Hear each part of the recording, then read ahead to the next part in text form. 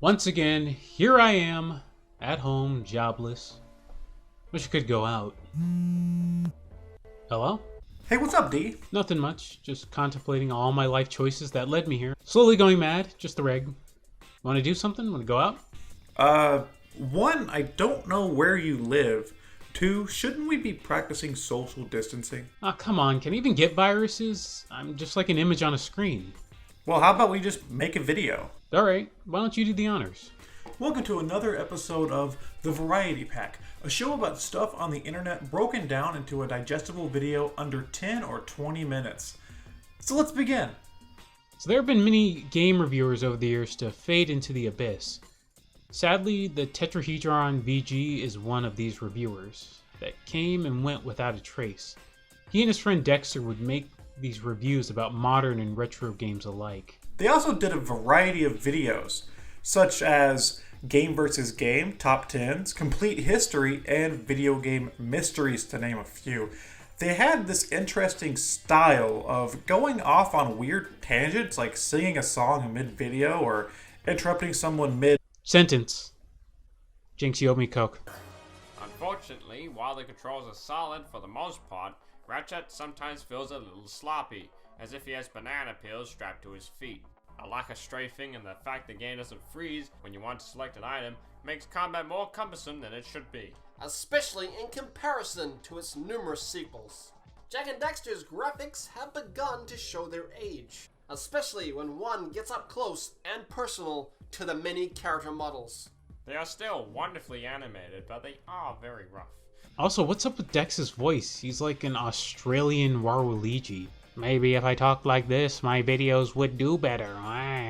I'm not too sure about that one, man. Well, their show lasted from 2011 to 2015. Sadly, they don't have any public social media available, at least to my knowledge. Maybe one day we'll see a comeback. Na na na na. Na na na na. Hey hey hey. Goodbye. Na na na na. Na na na na. Hey hey hey. Goodbye. In the 90s, game reviews were pretty scarce. Aside from magazines and just playing the game yourself, there wasn't really many ways to find out if a game was good or not. But there were a few online resources available in the early days of the net. Old Man Murray was one of these websites. Written and edited by Czech Failsick and Eric Wolpaw, the two would deliver critical game reviews with a satirical tone. Most of their humor came from mocking other game review publications and the industry as a whole, stating modern gaming has become stale and unoriginal. And that was in the late 90s. If only they knew how far we'd had yet to fall. And one of the great things about having a fully dynamic game engine is all of this just works. It's not, I'm not kidding. All of this just works. All of this just works. The site would continue to update until 2002. Chet and Eric would later go on to work for Valve as writers for Half-Life 2. Their entire website has gone down in gaming history for being prolific to the development of many games down the road. They were thanked by the developers of the game Serious Sam for their insight, and they were credited as an inspiration by the infamous gaming critic Yahtzee, just to name a few of their achievements. Not only can Old Man Murray be credited as the earliest form of online video game journalism, but also as sort of responsible for helping to breathe new life back into a stale media genre, only for it to become stale again years later. Kinda made myself sad. We all know James Rolfe kickstarted the online gaming boom, but there was a group of guys who pioneered the genre several years before it was a twinkle in Rolfe's eye.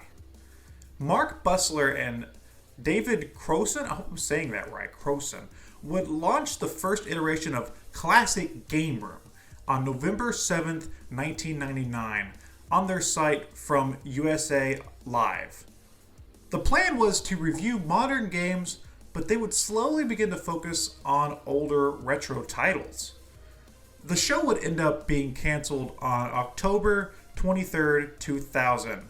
Their overall style in their older videos was this casual podcast type format of Bussler and Crowson talking about what they liked or disliked about the subject on the review, with the occasional joke.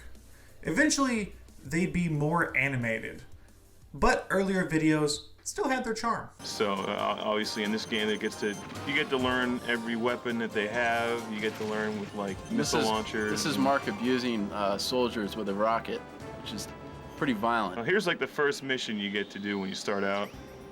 So see, I'm like running through here and I'm being all crafty. I'll come up behind this guy and I'll jack him in the back. Just blast them.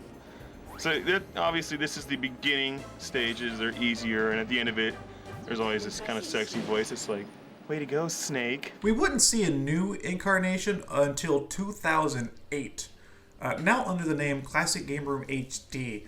Now this is the one that a lot of people remember. Bustler talking about the 6th generation of games and older. Around May 2010, a second show, CGR Undertow, was released, hosted by Derek Buck and a rotation of different co-hosts. They would later leave YouTube and move to Daily Motion before returning to YouTube again on May 8th, 2014. On November 2nd, 2015, Bustler announced the end of the production of the show as well as closing down the merch store. Over the next 3 years, Bustler would continue to rebrand and re-release the show under several different names and variety of different content. Unfortunately, Bustler would end up closing production of CGR episodes indefinitely on April 24th, 2019, after the Amazon Prime show. But continues the CGR branding with a series of self-published books on video games. I had some fond memories of this review series.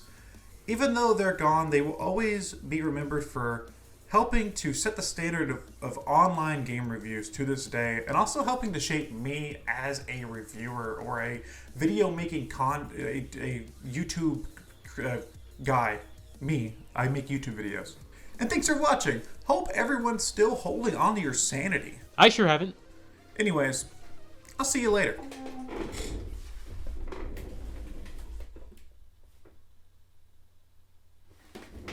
I don't know where I'm going. I live here.